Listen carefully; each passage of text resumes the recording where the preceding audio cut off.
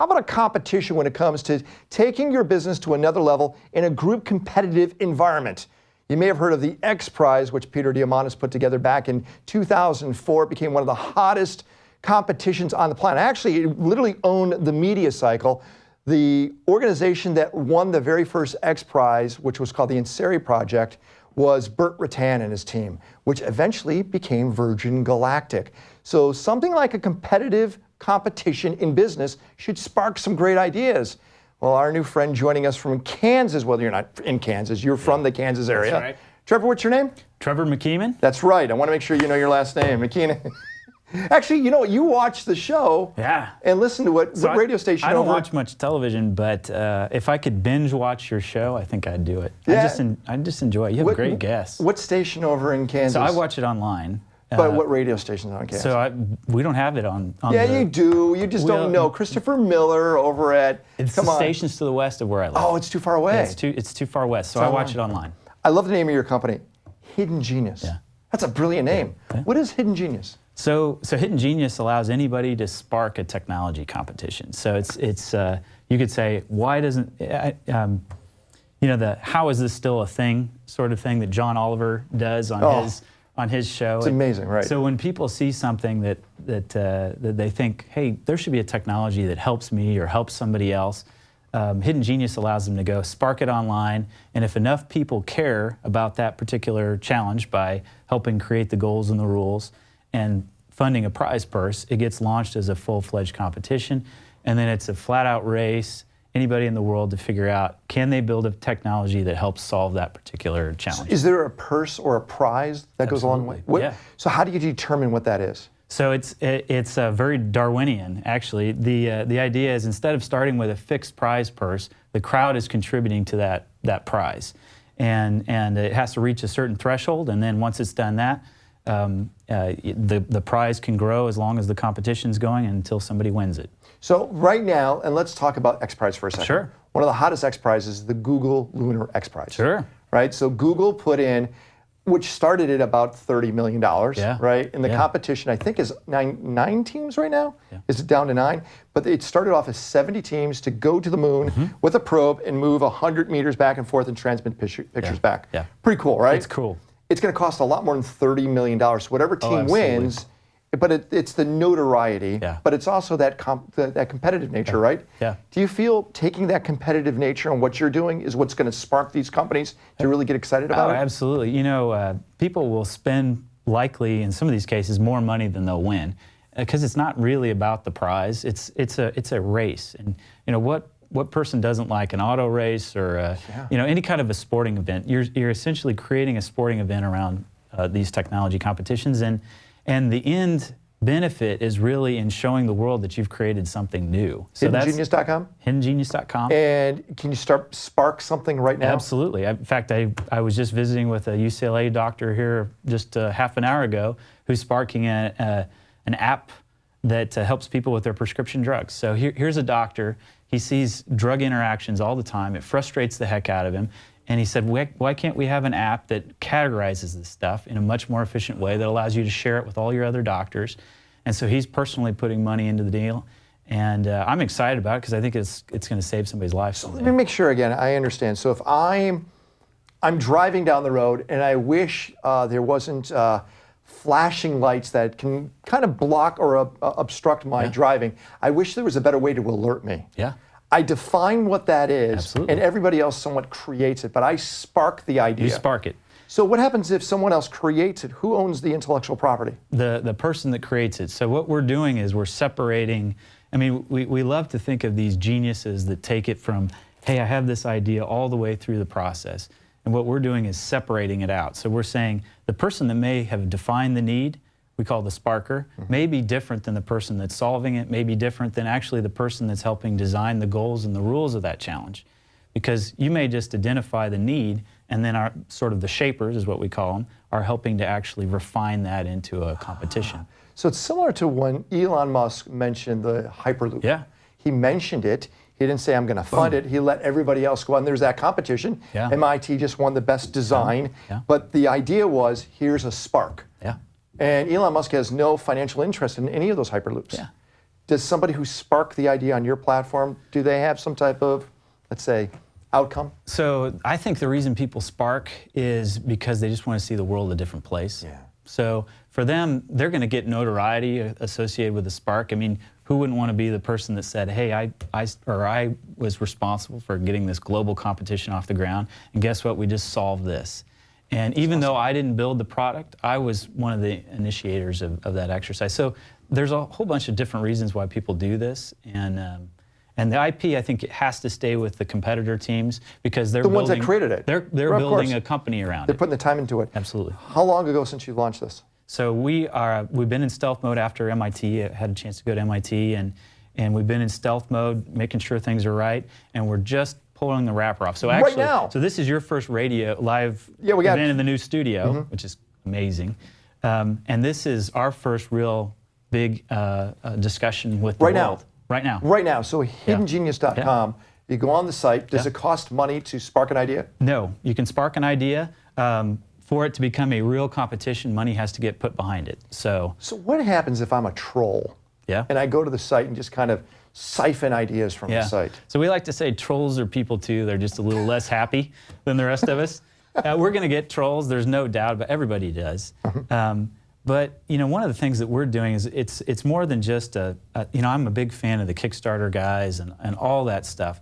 We're creating a community though, and that community is going to kind of self-monitor. It's going to say, look, we're out to do amazing things, and these people that are just sort of lobbing grenades on the side, they're not helping the process. I want to know what really got you to start this. Okay, I want you to think about that. Sure.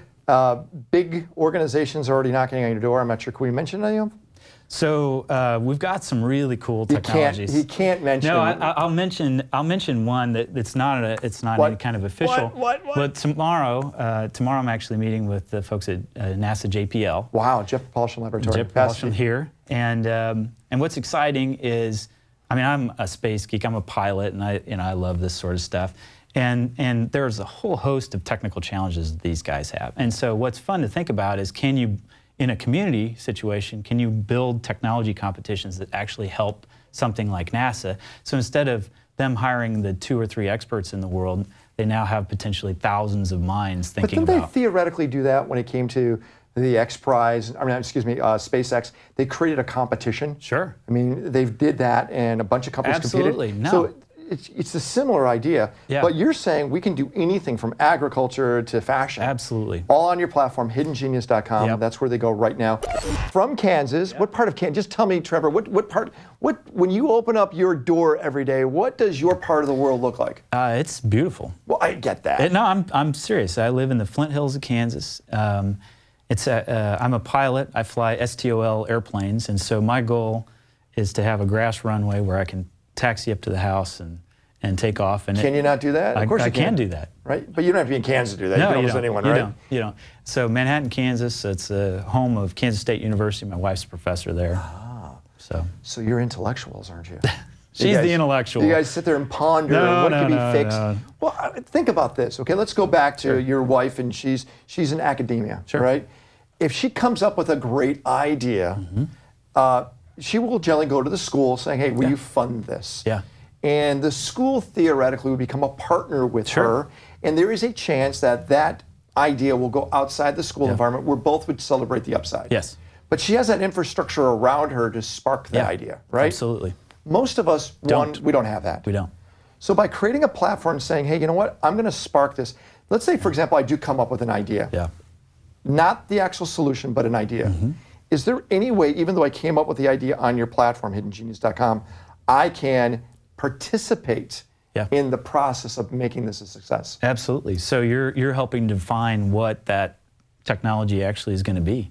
I mean, you can spark it and then sort of be hands off, or you can be directly involved in saying, okay, these are the parameters at which that technology needs to perform. And we tried to break things down into goals the size of Twitter feeds. So instead of a long spec list that you would hand over to some engineer that says, this is what I wanted to do, it's essentially 3 goals. And the goals are, I like to think of it as sort of put a man on the moon. You know, if Kennedy would have said, it needs to be this rocket and we've got to do it, all this stuff, he just said, put a man on the moon and bring him back safely. and then it leaves it open for people to actually figure out how to do that. Got it. And so same thing when we do these technology competitions. We want it loose enough defined so that somebody can come out with an idea that nobody's ever really thought of. So right now on the site, theoretically you're launching now. Yeah. You can throw up some ideas, just put them up on the site. Okay, is there any criteria? Does it have to fit within a certain category? So the main criteria that we have is it has to be a technology competition. And the reason for that is we need something that's measurable. So what we don't want is a judging panel somewhere that sits there and goes, well, I went to school with this guy and he's got a degree from such and such. We want essentially a racetrack. It's a finish line, and we don't care where you come from or who you are, what your background is. You cross the finish line first, you win. Trevor, this is a big idea. Fun. It's really fun. It's big, but how do you make money on this? How do you survive? Yeah, so as the prize purse is being raised, just like other sort of crowdfunding take sites, a small percentage. And that's to run the competitions. That's fine. Yeah, and then long term, we've got another phase that involves equity investment around the teams, which is going to be pretty cool. That's in another phase that. But that's at a whole new opportunity. That's a hack on VC.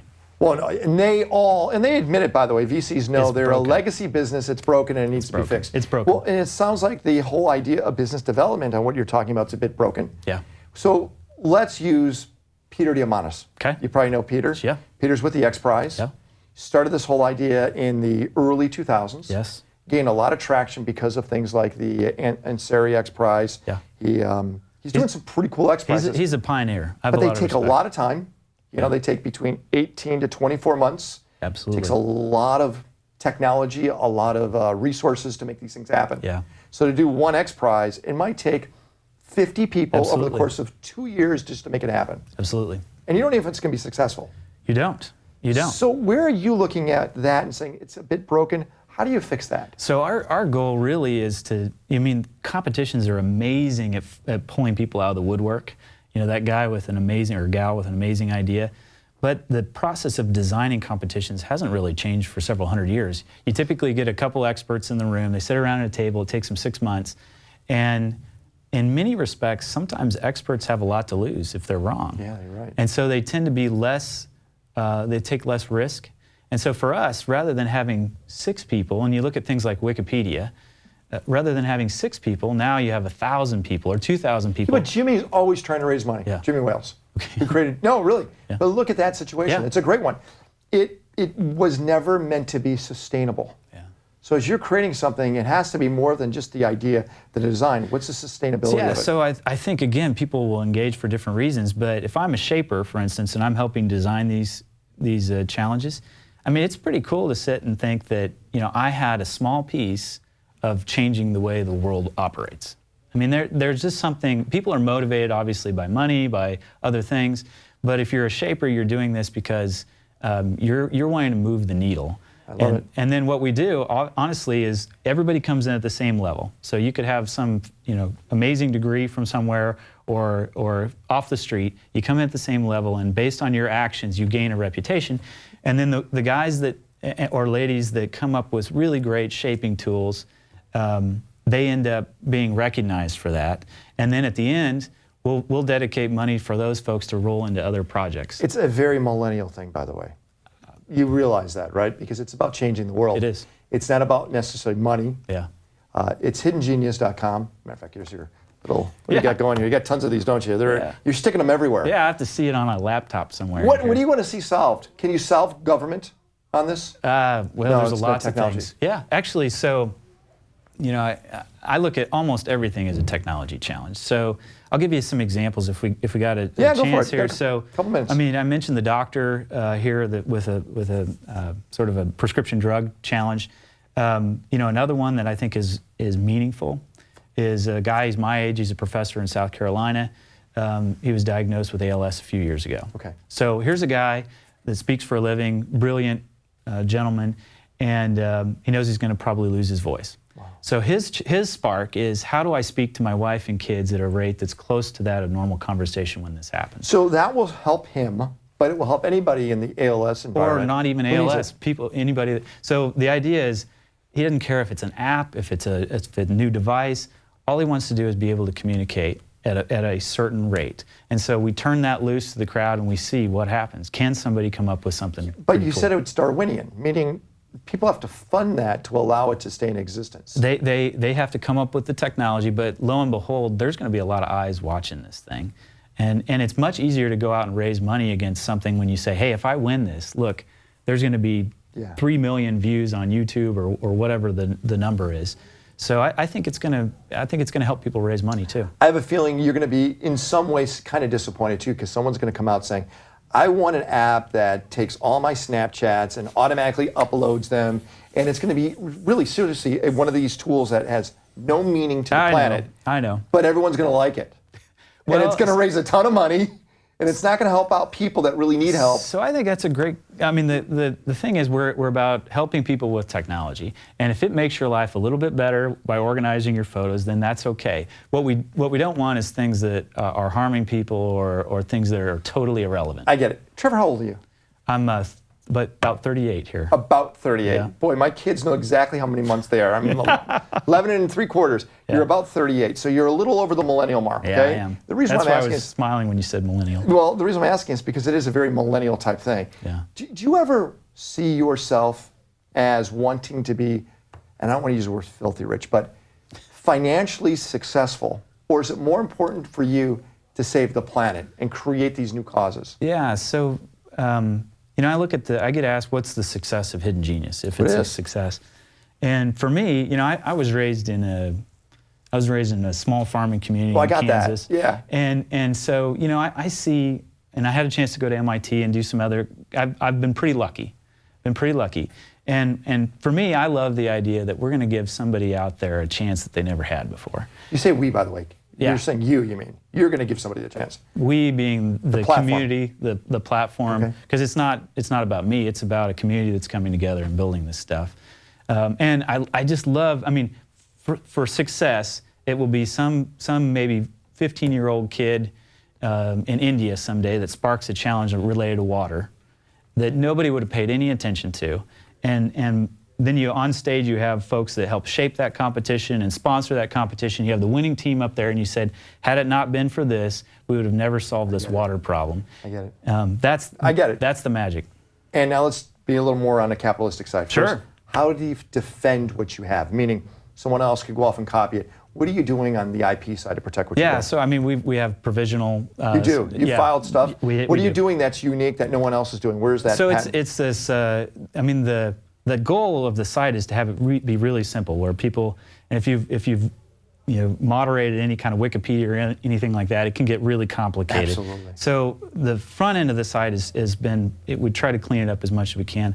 The collective intelligence in the background is actually pretty wickedly complicated. How much it cost you to make this platform? We are bootstrapped. We've deliberately bootstrapped. Yeah, no, I mean, we've had some raised seed. Anything? No, we've had some seed money into it, and frankly, we're in the process of scaling up the team, scaling up the resources right now. Well, I'm thinking like Kickstarter you mentioned. Yeah. I think it makes a lot of money. Oh yeah. It makes a lot of money. No. So they're doing good for the planet. They're doing good to create businesses, but they're making money. Absolutely. So it's a win-win-win. And I think that's important. I mean, I don't think you just have these. Part of the reason we're doing this is it's okay when people solve challenges for them to make money doing it, because that's how you get these technologies out there. In fact, one of the stipulations on the site is that you have to be a company to compete. And it's not that we can't have academics and others involved in that process, but at the end of the day, if they've created a great product or a great technology and it goes nowhere, it was a worthless competition. We want something that gets in the hands of the people that actually need it. Okay, so obvious question I'm going to ask you right now.